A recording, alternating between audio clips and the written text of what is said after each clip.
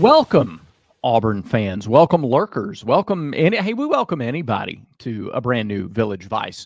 Zach Blackerby over there on the right. I'm Brad Law, and Auburn continues to win the month of August. Zach, all you can do is win what is in front of you. You can't win your September games until September gets here. You can't win the Baylor game until August 29th gets here. So far, Sure. what's in front of Auburn? Auburn is winning, and another example of that was Friday when it picked up another major commitment in this recruiting class. Yes, the addition of Jace Matthews. Some outlets have him as the number 2 receiver in this class. Picking Auburn over LSU, Texas A&M, and Ole Miss, I believe, were his official Final Four. And a guy who can do it all. Extremely athletic, extremely dynamic. Had a passing touchdown last year for his high school. Had rushing, at least one rushing touchdown for his high school last year. I mean, a guy who can literally do anything you ask him to do. Would be an incredible center fielder. Would be an incredible basketball player. He wants to play football, and he's very, very good at it. So, yeah, a guy that should be able to help Auburn pretty early in his Auburn career. Which is something to say because this receiving core, like if Coach Freeze and his staff don't think they're losing a ton of guys from the receiving core, there's not a lot of room to jump in there and impact the team next year, but he's the kind of athlete that gives you confidence that he can do that. Yeah, especially with, you're going to lose Singleton after this year. We assume. I think he actually has more eligibility if he wants to use it, but we're assuming he's gone right after this year. Horatio Fields will be gone after this year.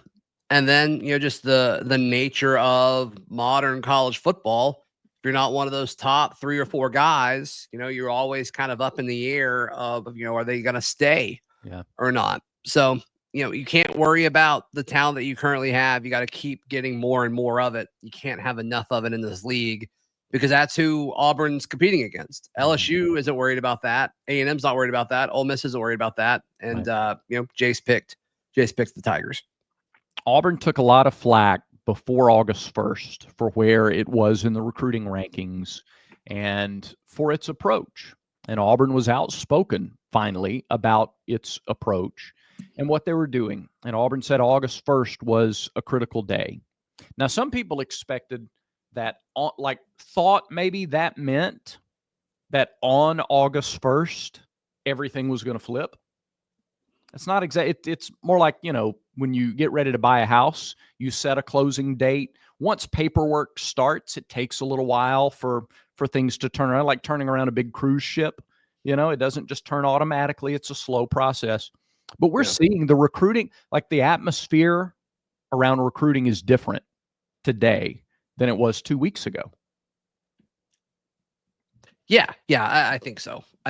And there's chatter with Braylon Womack, who is probably going to be Auburn's highest rated player in this class. 5-star safety. I think he'll pick Auburn. That's everything that I'm hearing is he's very interested in Auburn and has been for quite some time. Ohio State, I think, was a factor, but it doesn't sound like Ohio State is extremely interested in battling with Auburn and matching their offer. It sounds like Auburn was very competitive when it came to Braylon Womack. So the talk around Auburn recruiting in the current tense, not holistically, but like in the here and now, it does feel a little bit different. It does feel like there's a little bit more oomph to it. But now the next step, and this is, I think, the average Auburn fan's biggest concern is, okay, why aren't these flips happening yet? And I think they're coming. Guys like Ernest Rankins, I do think they're coming. It's just going to take some time because the whole speculation of some guys have been given, offers verbally. Not all of those offers, and I know of 2 specifically, those offers have not come through from other schools. And so, was Cohen 100% right on everything? I'm not sure, but I don't think he totally whiffed like some people are saying. No, and again, a couple of key points there. One is, again, August 1st wasn't the flip date. That was never going to be the date that everything happened. That was the day that things went in writing for the first time. So that was the beginning of a change. Because what happens? Something goes in writing, and you go, "Well, wait a minute. I thought it was going to be this, and now it's that. And let's go back and forth. Let's negotiate. Let's go back and forth a little." That was just the beginning of that. And I think the real take-home message for Auburn fans and anybody else who's lurking and commenting or whatever is that whether Auburn was right from the beginning or Auburn pivoted doesn't matter.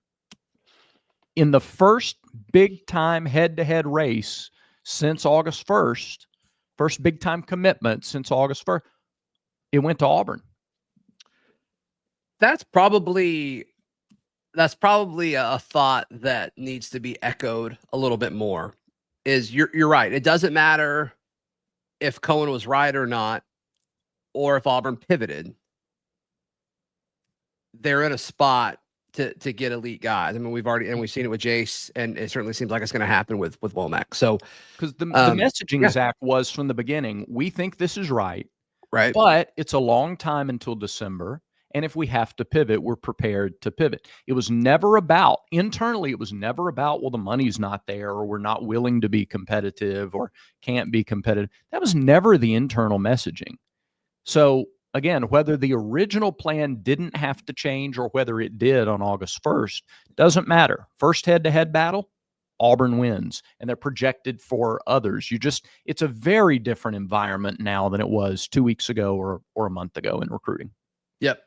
All right. Yep. Different world, hopefully. And it seems like Auburn's adapted. Small sample size. We'll see. We'll learn more over the next few months. That's right. Still a long way till December, by the way. And you got a whole season, and impacts on the field will have a big say in what happens in recruiting. So we're going to talk a little bit about that after you tell everybody about the brand new promo code for Rowback.com. I had a friend last week say, "Hey, Vice 20. I said, try Barn 20. Yeah, it's Barn 20 now. Rowback.com, RHOBACK.com, promo code Barn 20 for 20% off your order. You can have performance hoodies, Auburn performance hoodies, like you see that gentleman wearing if you're watching on YouTube right now. And they've also got the quarter zips. They've got the polos. They've got it all. Once again, Rowback.com. Use promo code Barn20 for 20% off your order. For as long as I can remember following Auburn football, the first scrimmage always goes to the defense. Like Pat Dye, Tommy Tuberville, Gene Chizik, Gus Malzahn, even those Gus teams, the defense is a little bit ahead of the offense. And, according to kind of the aggregate reporting, and I know you've talked about it in a couple of different places, including Locked On, it sure seemed like the defense had the upper hand in the scrimmage Friday. I think that's normal. Let me tell you why you'd be worried if it wasn't the case. Something kind of to keep in mind, to contextualize this a little bit. Yeah. If the quarterbacks aren't live and you run an RPO scheme, even if Jackson Arnold is taken off and running, he's not getting hit. So defense is playing him differently. He's running differently. Like, it's just different. So in essence, the defense isn't really it's like 3-on-2. They're defending running back runs or receiver. They're defending skill player non-quarterback runs. Sure. And they're defending passes.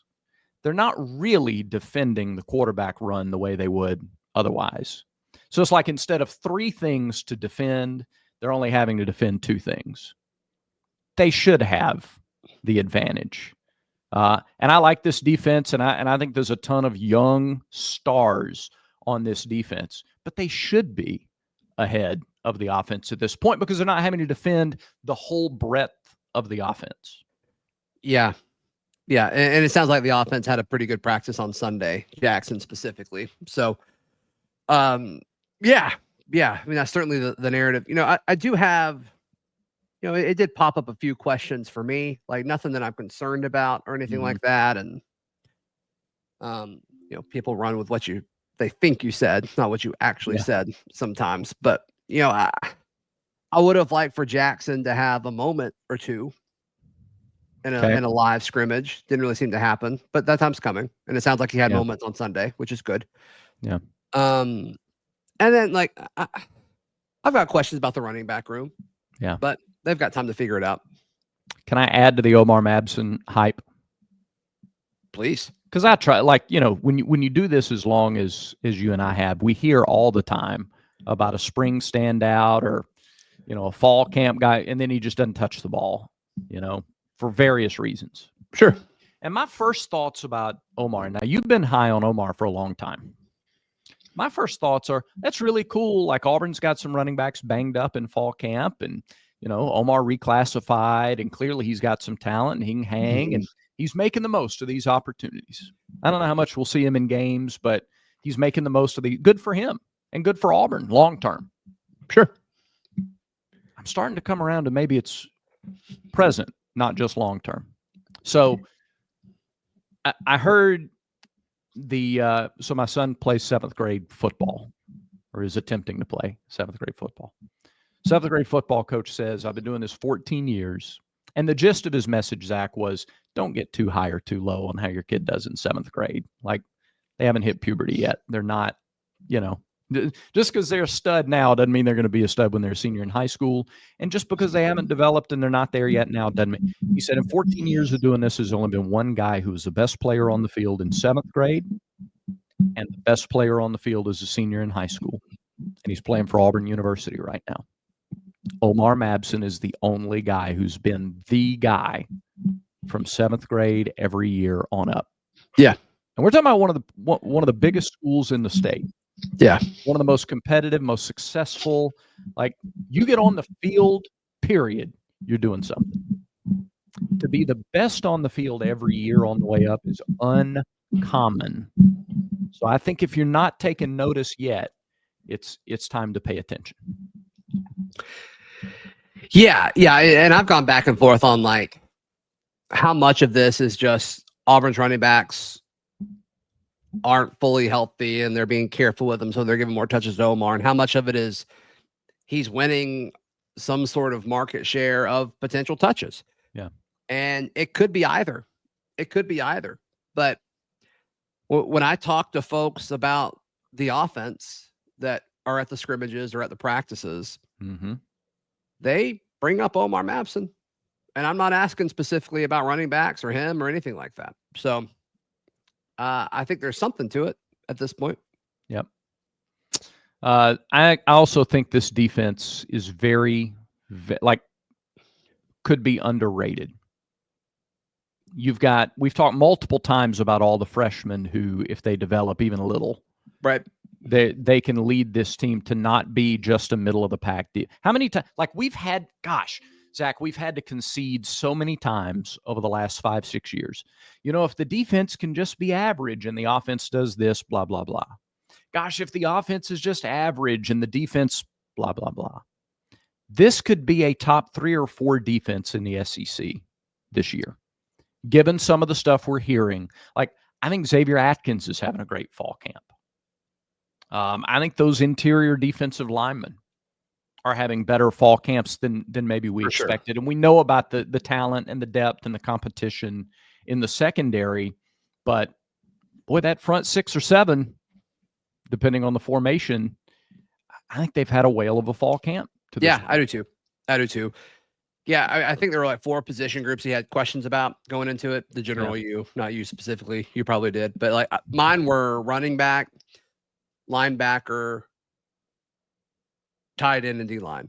Yeah. And I said that in the weirdest order possible. But I feel good. Like, D-line, that's not a thing anymore. Not worried about it. Yeah. Not worried about it.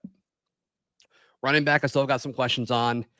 Tight end, like, they're thin. Like, there's just not many Auburn football players that play tight end right now. But, like, I like the ones that are there and, like, able to practice. It's just, were you going to have 2 tight ends on the field as much this year anyway? Like, probably not. And now, like, that might have to be almost forced, which I think is okay. 4 receiver sets are going to be fine. Yeah, I think people sleeping on Brandon Frazier too. Possibly. I'm high on Ryan G. I know he's been limited with a shoulder and all that, but, like, I think he's going to be solid. I think he's a guy who can get you a few snaps a game. Yeah. It's tight end, and then, like, Tate Johnson in running situations, I think he'll be fine as a blocker at tight end. So, and then Preston Howard, I mean, it seems like he's starting to break through a little bit as that receiving tight end, which is good. But like running back and linebacker, I still have questions on. Not because of talent, but just like who's going to win. Mhm. And if one or two guys go down, how do we feel about it? I still have a few questions on that. Yeah. But Well, I think the answers are on the roster, which is good. yeah. Elijah Melendez is probably going to play a big role in the linebacking core. And anytime a true freshman is asked to do that, yeah, you're not able to like dive in head first into the, you know, excitement or expectations, probably a better word for a true freshman doing that. It's what happened last year with DeMarcus. I think that kind of takes us into maybe the mailbag question. Again, if you go to thebarnauburn.com and you go to the forums there, you can post questions and we'll choose those questions each time out here on Village Vice. So it's a way for you to get involved and ask questions, and we'll answer them. What do we have today? Yeah, this one's from It's Gavin 17. Okay. It's Gavin 1 through 16 was taken. So It's Gavin 17 asks, from what you've seen so far in the intel / vibes you've gotten from the staff, what is your feeling about this team compared to previous Freeze teams at this point before the season? Seems like everyone top to bottom is way more optimistic than the previous two. Yeah, Gavin, I think you answered the question. Yeah. Yeah, I think there's a lot more optimism for sure. Yeah.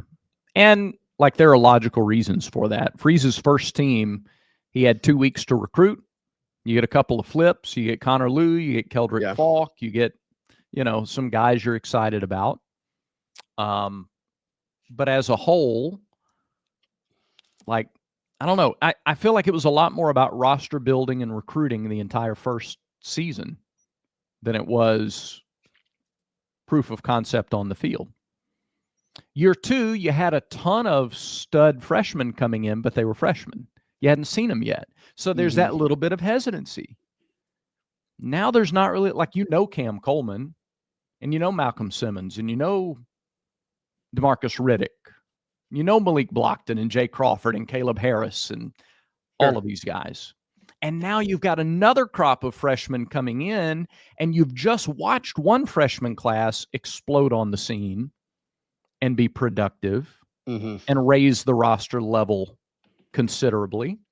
And now you've got another group that's looking to do the same thing. So I think it's justified that you'd be more excited, regardless of what all right. We got a couple more weeks to beat this dead horse before we actually get into the 2025 games. But is this sentence inarguable? If special teams had been better, Auburn would have had a winning record. Is that an arguable sentence? No. It's arguable, but I agree with it. I don't know that, I'd love to hear the argument against it, genuinely. I don't know that. I mean, I can try. You want me to try? Sure, if you'd like. I mean, does Oklahoma do stuff differently? If Auburn makes that kick, they'd be trailing. Does it change? Does it change how they call plays and handle things in the fourth quarter? Because it was tied, right? When we threw the pick? Well, I think Auburn was leading, so I think the lead would have been more. Okay. Yeah, so does that change that? Once again, this is tough. I agree with you. But am I trying to argue against it? The Missouri's the other one. And part of the Mizzou thing is if their quarterback wasn't hurt, does that change how that game goes? Sure.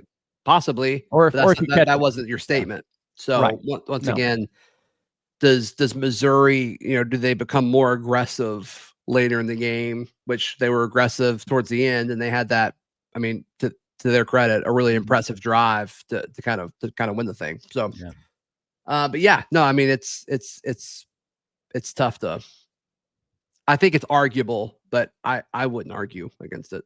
Right. I got you. I would, again, this is not like I'm trying to press you down and bully you into saying I'm right. I'm if there is a legitimate argument against just that sentence, if special teams were better, Auburn would have had a winning record, which would have marked progress. Because that's my argument is I understand scheme questions.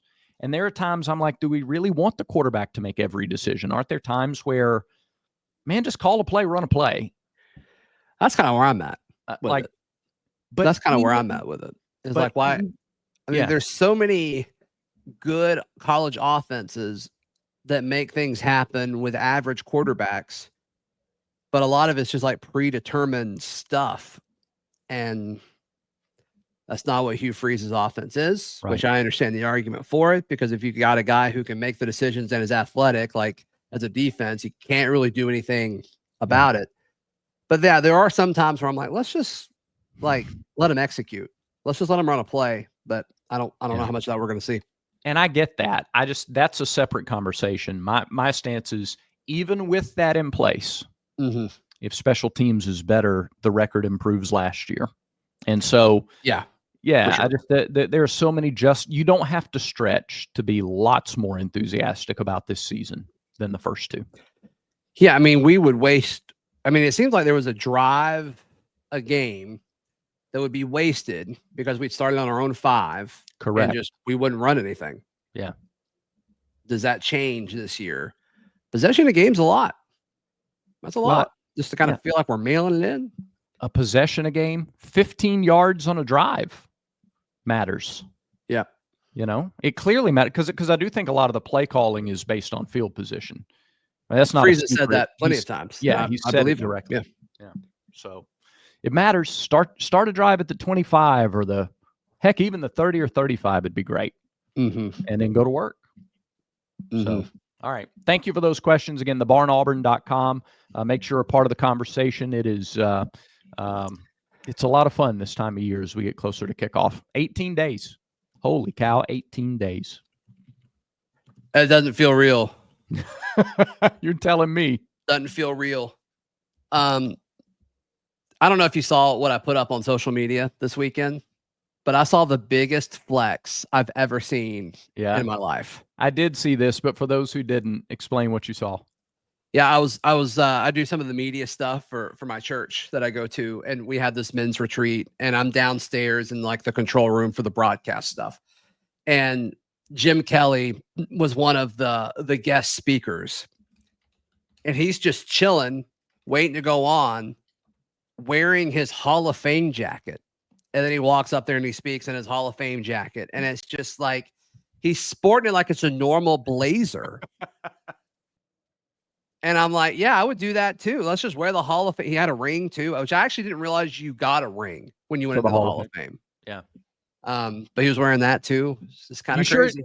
Kind of crazy. Was it not a Super Bowl? Oh, sorry. Yikes. I'm sorry. No, I got nothing against Jim Kelly. Did you introduce yourself as the biggest Patriots fan alive? Did you? No, he had people all around him, and I'm like, I don't want to. I'm not. He's fine. He's got his hands full. So okay. Did you? I'm trying to think of how old you are. Would you have seen? Would you remember Jim Kelly as a player at all? I think his last year was 96, so I would have been 3 years old. Okay, so probably not. Probably not then. No. He was 12-8 all time against the Patriots, by the way. That was a rough era of Patriots football, like in the Pats defense. I mean, the Pats weren't really that good of a franchise until Brady. Yeah. So was that after the logo rebrand or before the logo rebrand? It was after, wasn't it? Yeah, that happened. Yeah. Okay. And then there was that like weird logo in between the current one and the Patriot one. That happened like during the Drew Bledsoe era, which is when we started to kind of gain steam a little bit. Right. But, yeah. Okay. Yep. So was it Brady or was it the logo? That's people are asking. It's probably Tom Brady. Probably, I guess so. Probably Tom Brady. You're talking about the greatest of all time at the position. Yeah. All right. Yeah. Him going to Tampa and doing it, that really kind of put finish that one. It's interesting, Zach. It was the in-style thing to do to hate Tom Brady when he was paired with Bill Belichick, and they were dominating all the time. Something happened for me when he went to Tampa and won it there. I was like, he's beloved now. Yes, he's beloved, and I'm like, y'all have no idea. I was crapped on for like a decade and a half for like loving this guy, and now everybody loves Tom Brady. Man. Yeah, whatever. How about that? I love Tom Brady before it was cool. What does everybody think of Belichick now? Don't you think it changed a little bit? Yeah. A lot. Yeah. A lot. Okay. Did somebody just come into your office? Yeah. All right. Yeah. The boss. Are we done? The boss, but he can do that. Yeah, I think probably so. All right. I think that does it for today's show. Not forever. It's not that kind of thing. It's not like we're forever done. But yeah, for today, we're probably done. All right. Wrap it up. Thanks, everybody, for watching. Hit subscribe if you haven't. We appreciate it. Remember, until next time, everyone has vices. Make sure Village Vice is one of yours.